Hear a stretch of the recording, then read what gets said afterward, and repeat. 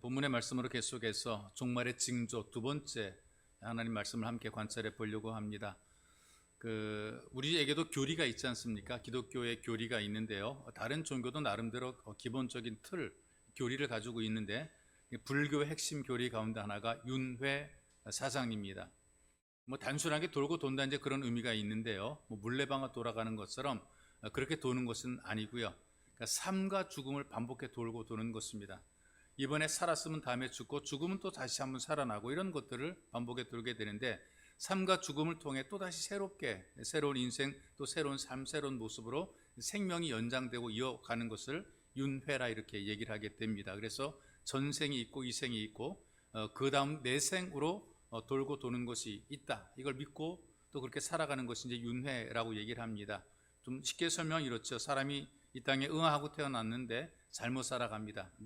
그걸 해치거나 악하게 살아서 다른 사람들에게 불필요한 존재로 살게 되면 그 다음 생에는 짐승으로 태어나게 되죠. 개로 태어나거나 소나 돼지나 이런 것들로 태어나게 됩니다. 그런데 개로 태어나가지고 이 개가 되어 주인에게 충성을 다하게 되면 그 개의 다음 생에는 장군으로 또 태어나게 됩니다. 충성된 장군으로. 그러니까 시작도 끝도 없이 계속 돌고 도는 것이 그 원의 원리 윤회설이라고 얘기를 합니다. 그래서 불교에서 살생을 금지하는 이유 가운데 하나가 혹시 아냐 짐승들 가운데에 내 조상이 있을지 모른다라고 하는 그런 부담 두려움 때문에 살생을 금지한다 그렇게 얘기도 해요. 근데 우리의 교리와는 정반대 교리인데요. 성경의 교리와 사상은 시작이 있고 끝이 있다라고 분명히 밝혀주고 있습니다. 나는 알파와 오메가 이렇게 얘기를 한단 말이죠. 출발이 있으니까 마무리가 있고 창조가 있기 때문에 종말이 있게 되는 겁니다. 그래서 언제나 끝이 있다. 이걸 우리가 알아야 되는데 종말에 대한 지나친 부담은 우리가 두려움을 만들어 가게 되고요. 또 너무나 지나치게 종말에 대해서 감각 없이 사는 것은 무지하게 살고 무책임하게 인생을 살게 됩니다. 그래서 여러분 성경은 여러분들에게 이 종말에 대한 것을 여러 번 강조해서 얘기를 하게 돼요. 끝이 있다라는 사실을 계속해서 강조하고 있습니다. 그런데 중요한 것은 이 우주적인 종말에 있어서 그 날과 그 시를 알 수 없다라고 분명히 밝혔어요. 성경에 밝혔음에도 불구하고 그걸 알 수 있다. 남들에게는 다 알려주지 않았지만 그러나 우리에게는 나에게는 알려주었다라고 말하는 바로 이런 사람들을 우리는 시한부 종말론자, 특별히 사이비 종말론자라고 얘기를 하게 됩니다. 그러니까 이들 때문에 이 사이비 종말론자, 시한부 종말론을 주장하는 이 사이비 종말론자들 때문에 이 사회도 그렇고 교회도 그렇고 어려움들 많이 겪었습니다. 여러 번 겪다 보게 되니까요. 사회가 혼란하게 되니까 사람들이 그 다음에는 종말을 말하게 되면 예수님의 재림을 말하게 되면 아예 귀를 닫아버리죠. 이것도 문제가 되는 겁니다. 분명한 사실임에도 불구하고 이미 전에 들었던 트라우마라 그러죠. 그러니까 어떤 아픈 상처 때문에 귀를 닫아버리고 아예 안 들으려고 그러는 것이 문제가 됩니다.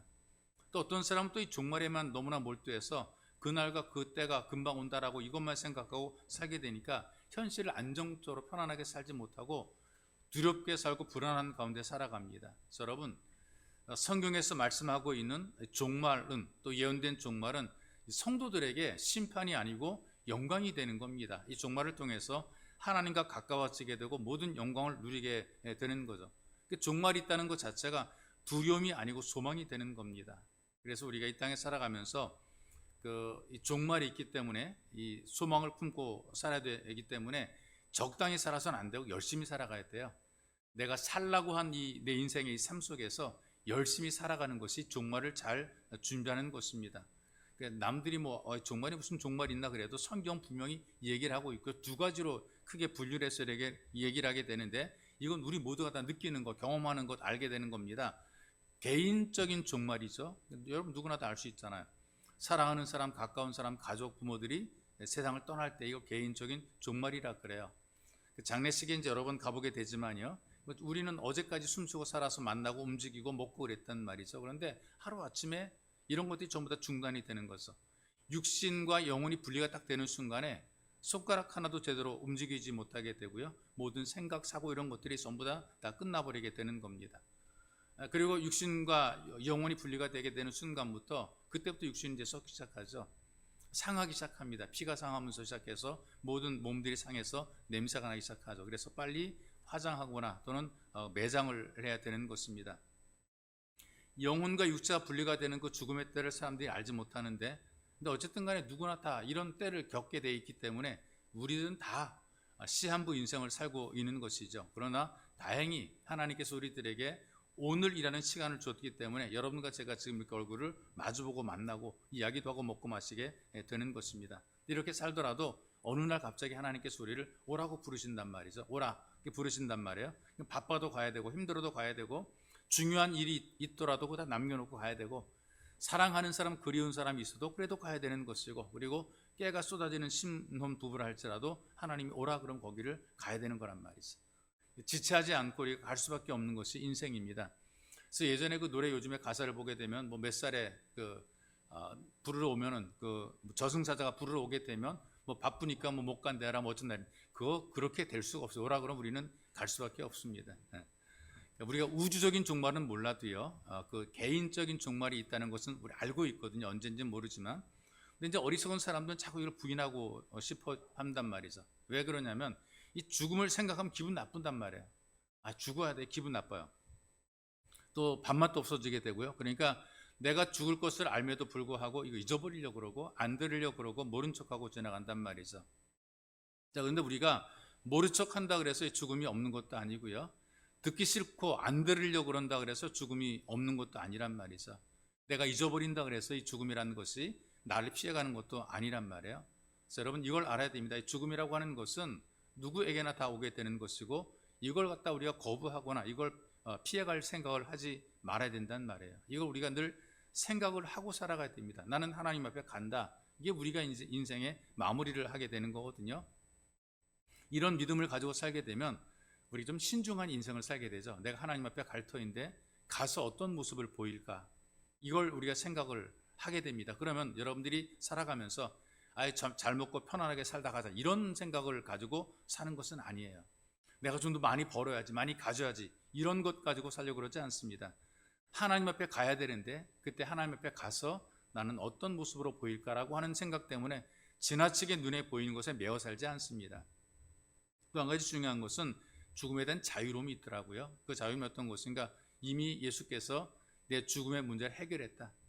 죄의 문제를 해결했기 때문에 나는 갈 곳이 정해져 있다. 하나님 앞이다라고 하는 이 자신감이 있어요. 그래서 예수님께서 말씀하신 것처럼 믿는 자는 죽어도 살 것이고 살아서 믿는 자는 영원히 죽지 아니하니라 선포했는데 이걸 믿으니까 이 삶과 죽음의 경계선이 뭐 대단히 멀리 있거나 죽으면 큰일 난다거나 안 죽으려고 벌버둥 친다거나 그런 게 없어요. 삶과 죽음은 그냥 우리 일상에서 손바닥 안박처럼 이렇게 가까이 붙어 있는 것이란 말이죠.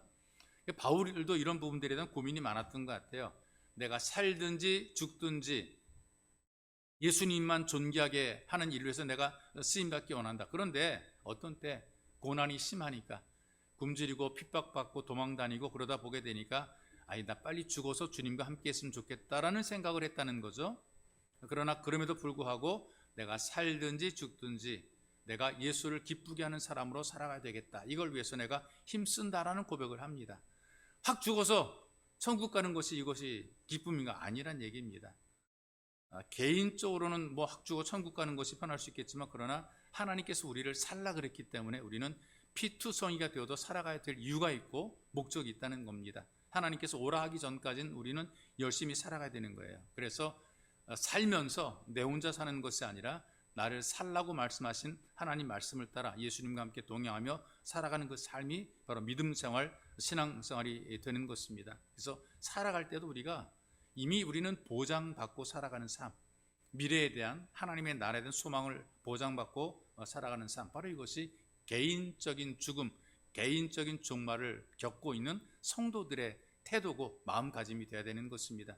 나 죽으면 어떡하지? 라고 두려움과 불안에 떠는 것이 아니라 삶과 죽음의 경계선이 없어요. 사나 죽으나 나는 주님의 것이고 사나 죽으나 나는 주님 앞에 있는 것이고 사나 죽으나 나는 하나님의 자녀고 그런 이런 부분들이 결코 우리들에게 죽음으로 협박하고 이런 것들이 우리들로 하여금 신앙을 변질시키거나 이렇게 못하는 거죠. 우리는 이미 하나님께 보장받은 삶을 살고 있기 때문에 그렇습니다. 이게 종말의 시대를 살아가는 성도들의 담대함이고 용기예요. 그런데 이것은 내 개인적인 신앙인데 종말이 개인적인 죽음만이 아니라 우주적인 종말이 있단 말이죠. 하나님께서 예수님께서 이 땅에 오셔서 심판 주러 오실 그때가 있다는 것을 성경이 분명히 얘기를 하고 있고, 그리고 창조가 있기 때문에 마지막에 심판의 때가 있다는 것도 성경이 얘기를 하는 거란 말이죠. 그래서 이런 표현을 종종 씁니다. 예수님께서 구름 타고 오실 때, 재림할 때에 세상의 끝이 온다. 이게 이제 우주적인 종말이거든요. 마지막이라 그 말이 있어.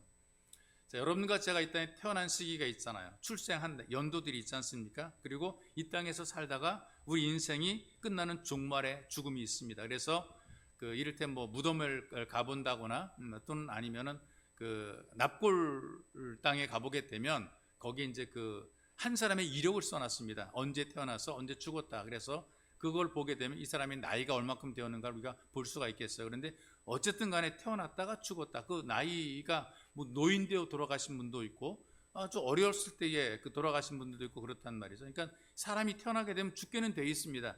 뭐 빨리 죽던 늦게 죽던 그 어쨌든 간에 그 차이는 있겠지만 그러나 죽게 돼 있단 말이죠. 그렇다면 이것이 사람에게만 있는 것이 아니라 마찬가지예요. 창조도 마찬가지거든요.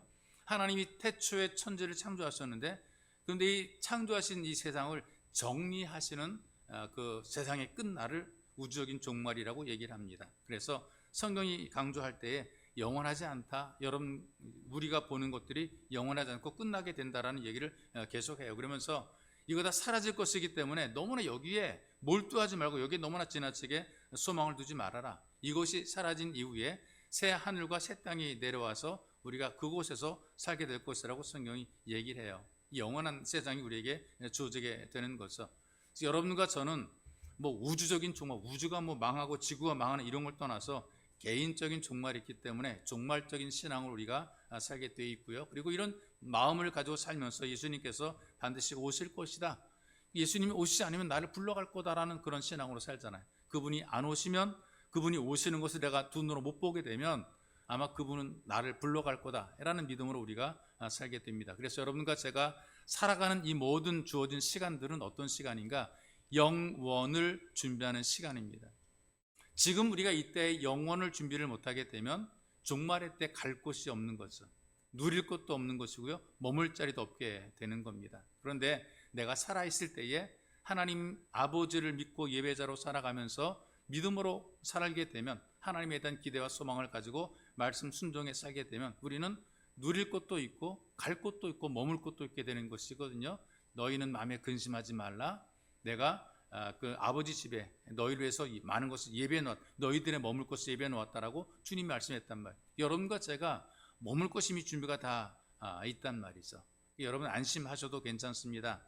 그리고 창세기부터 요한계시록까지 일관된 주제가 어떤 것이냐면은 우주의 기원과 창조가 있고 역사들이 만들어지게 되어 있고, 그리고 역사가 종말이 있다는 것을 반복적으로 우리에게 알려주고 있습니다. 그래서 모든 역사의 끝을 보여주고 있는 것이란 말이에요.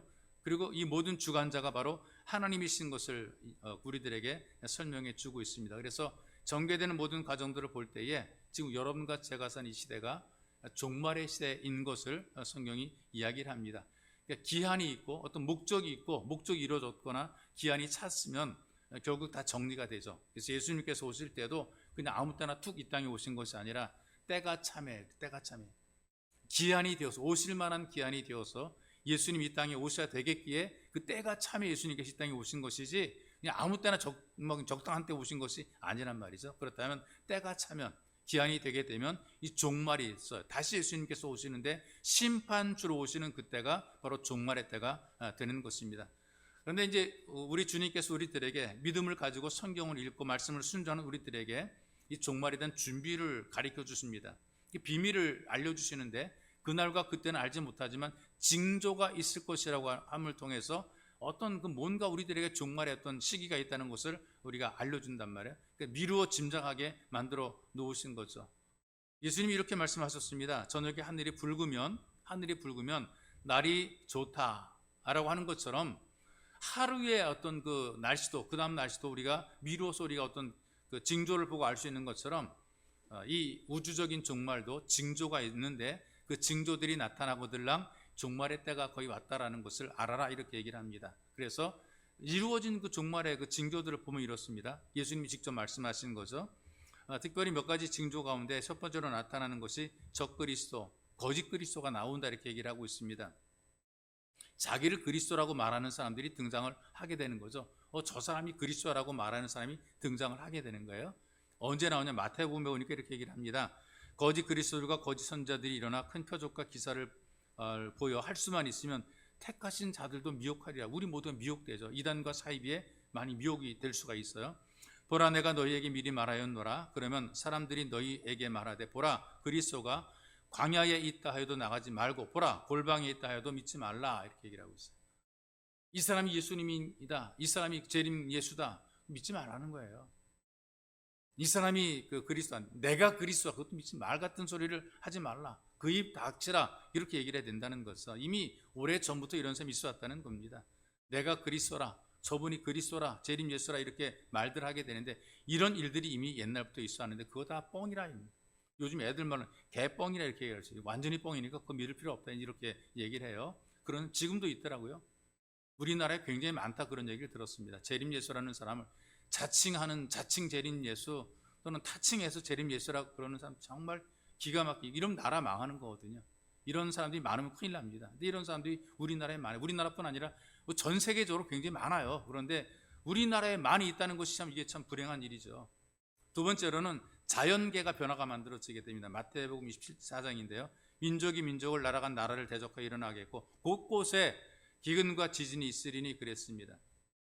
전쟁도 있겠지만 기근과 지진이 일어나게 되는데, 이게 뭐 그냥 어쩌다 이를테면 뭐 종종 예전부터 있었던 기근, 지진 이런 것이 아니라 자연과 생태계가 파괴가 되고요. 그리고 자주 일어나게 됩니다. 점점점 이런 일들이 자주 일어나게 되는 거란 말이죠. 그래서 기상이변으로 인한 여러 가지 어떤 생태계 변화들이 막 만들어지게 되고 있고요. 그리고 뭐 지진이 일어나는 것도, 우리나라도 원래 지진 이렇게 많이 일어나지 않았죠. 그런데 우리나라 지진이 막 굉장히 많이 요즘에 일어나요. 점점 이 횟수가 많아지게 됩니다.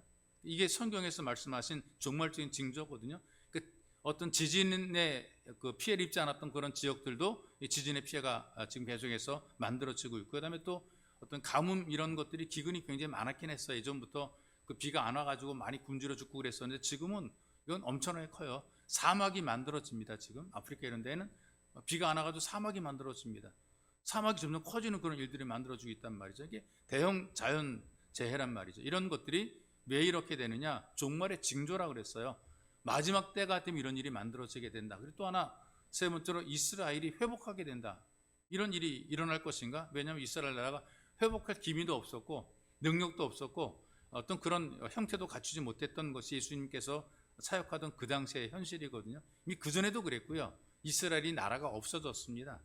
그냥 땅덩어리, 조그만 땅덩어리, 강원도만한 땅덩어리 하나 가지고 있는데, 그것도 뭐 유다와 또 북이스라엘로 나눠져 가지고 바로 그 고민 뭐 서로 치고받고 하다가 북이스라엘은 아예 없어져 버리고 유다만 남아 있어요. 거기 이제 이스라엘 사람들이 모여 사는데 로마의 식민지로 살아갑니다. 로마는 강력한 대국이고요. 그다음에 이스라엘은 아주 코딱지만한, 그러니까 막 손톱만한 작은 나라란 말이죠. 근데 그런 나라가 다시 회복이 된다? 이거 누가 꿈을 꿨겠습니까? 기대를 아무도 한 사람이 아무도 없단 말이죠. 그런데 성경의 예언은 이렇게 예언하더라고요.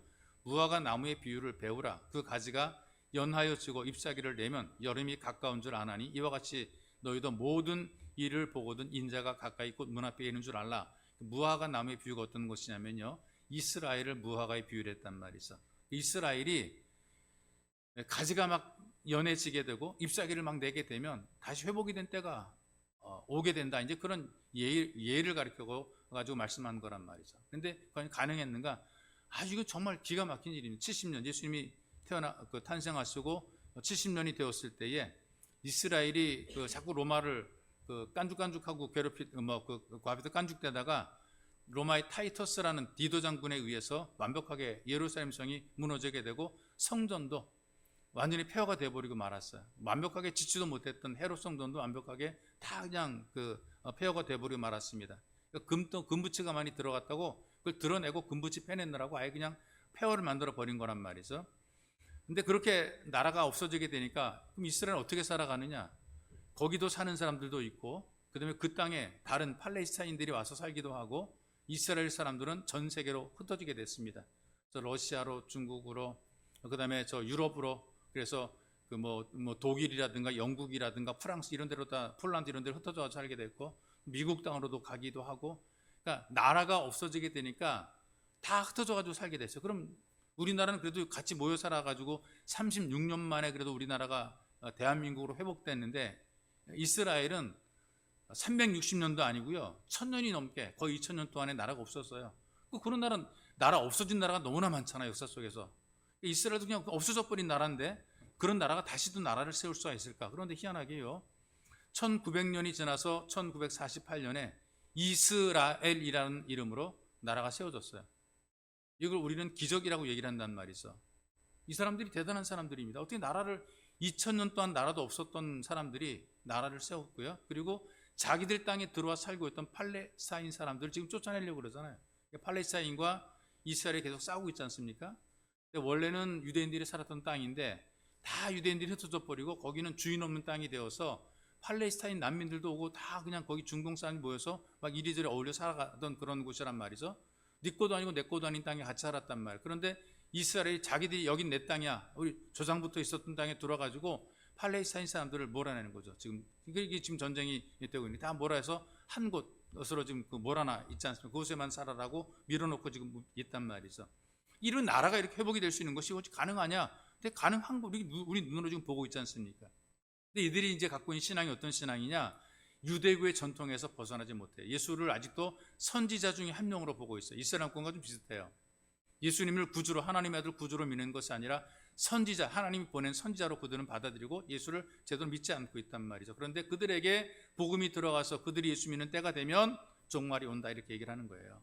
지금도 계속해서 이스라엘의 선교사님들이 복음을 전하고 있고 많은 이스라엘 국민들이 예수를 그리스도로 받아들이는 일들이 지금 만들어지고 있습니다. 이게 종말이 가까웠다는 얘기죠. 그리고 복음이 세상 끝날 땅 끝까지 전파가 된다라고 얘기를 하게 되는데, 이것도 참 기가 막힌 일인데요.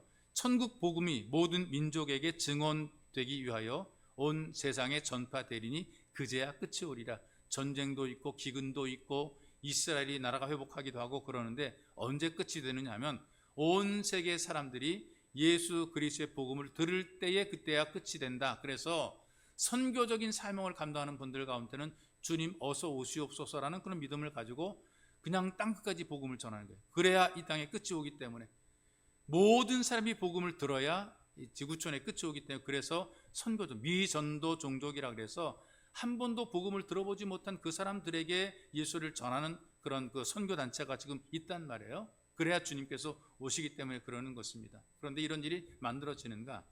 갈릴리에서 복음이 시작되는데 300년이 지나게 되니까 로마를 점령을 했어요. 로마 국교가 됐잖아요. 그리고 유럽 점령하고 아메리카로 건너가서 아메리카 지역을 점령하고 거기서 아시아로 넘어오게 되고 아프리카로 돌아가서 좀 크게 보니 지구촌 전체가 전부 다 이 복음에 점령이 됐고 복음이 전파가 된 거란 말이에요. 땅 끝까지 복음이 전파되는 그 말씀이 이루어지고 있습니다. 근데 어떻게 이것이 가능하냐? 여러분, 예수님께서는 유대 땅을 벗어난 적이 없어요. 중동에 있고 유대 땅을 벗어난 적이 없어요. 어릴 때, 아기 때에 잠시 고대 이집트로 갔다가 다시 갈릴리로 돌아온 이후로부터 갈릴리 지역과 유대 지역, 거기 예루살렘 그 지역에 살았단 말이죠. 그리고 누구한테 이걸 부탁했느냐? 갈릴리 촌 사람들 12명에게 너희는 가서 모든 족속으로 제자를 삼고 교회를 세우라 그랬어요. 아니, 갈릴리 촌 사람들이 뭘 하겠다? 자기네 나라 땅 나가보지도 못한 그 촌 사람들에게 모든 족속으로 제자를 삼아서 교회를 세우라 그랬단 말이에요. 그런데 이게 이루어졌잖아요. 모든 족속이 이 복음을 듣게 된 거란 말이죠. 또 하나 중요한 가르침 가운데, 종말의 징조 가운데 하나가 지식이 폭발할 것이고 교통수단이 발달한 지구촌이 될 것을 이야기를 합니다. 다니엘의 예언 속에 기록이 되어 있는데요. 다니엘 12장의 예언입니다. 다니엘아, 마지막 때까지 이 말을 간수하고 이 글을 봉함하라. 많은 사람이 빨리 왕래하여 지식이 더하여지리라. 빨리 왕래하고 지식이 더하여지리라. 그 당시의 사람들은요, 빨리 왕래한다는 그 말을 이해를 못했을 겁니다. 에덴 동산에서부터 1900년대 이르기까지 빨리 왕래하는 교통수단이 어떤 것인가? 말 타고 다니는 게 이제 빨리 왕래하는 것이란 말이죠. 바다는 어떻게 하는가? 배. 사람이 많이 타서 노를 많이 좀 빨리 가게 되는 거란, 그 배가 있었단 말이에요. 지금은 어떻습니까? 미국까지 가는데, 태평양 건너 미국까지 가는데 12시간이에요. 예전에 어떻게 갔을까요? 배 타고 몇 달 걸려갔죠? 한 40일 정도 걸려. 한 달 보름을 갔다 그래요. 그래야 거기 갈 수 있는. 지금은 초음속 비행기가 개발이 됐어요. 그야말로 눈 깜빡할 사이에 갔다 왔다 할 수 있단 말이죠. 여러분 지식이 얼마나 발달해, 옛날보다 얼마나 많이 똑똑해졌어요. 애들도 똑똑해가지고 핸드폰 갖고 다 게임하고 놀고 전화하고 어른보다 훨씬 더 잘 다루고 있는 모습을 보게 돼요. 똑똑해졌단 말이죠. 그리고 너무나 고도로 과학기술이 발달하다 보게 되니까 집안에서뿐 아니라 돌아다니면서 인터넷을 할 수가 있습니다. 그리고 편지 한 통 보낼 때 여러분 얼마나 정성스럽게 써보냅니까?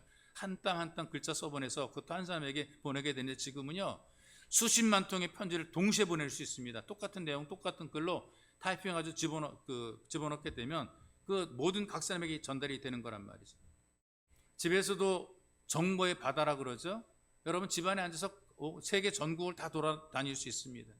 근데 요즘 유튜브들이 자세히 설명해 줍니다. 제가 갔다 온데 막 다 보여주고 막 그러거든요. 인터넷 들어가 보게 되면 어떤 데 어떤 지역 어떤 데 뭐 영상으로 다 나옵니다. 그래서 요즘에는 교회가 어디 있는가 확인하게 되면요 주소를 찍어가지고 영상 확인하게 되면 교회 모습이 다 나오고 그래요. 요즘 숨길 수도 없고 속일 수 없습니다. 거기에 뭐가 있는지 다 나와요. 그래서 뭐 종종 예전에는 주소를 엉터리로 해가지고 뭐 교회도 가입하고 막 그런 적이 있어요. 지금은 국물도 없습니다.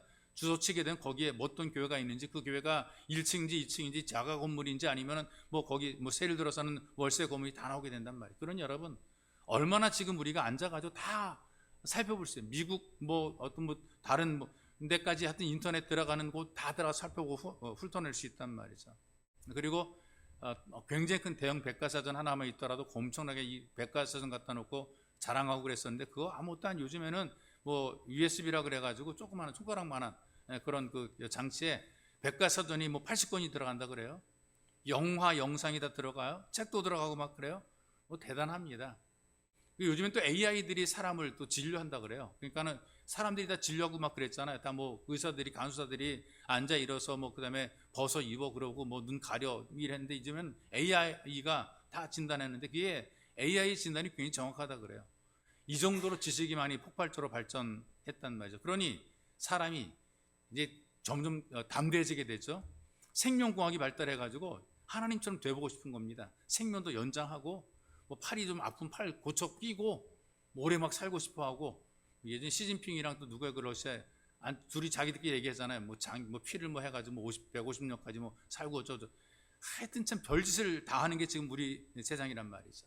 그런데 문제는 뭐냐면 이런 세상이 인간의 도덕성이 땅에 떨어지게 되고 사랑이 식을 것이라고 성경이 예언하고 있습니다.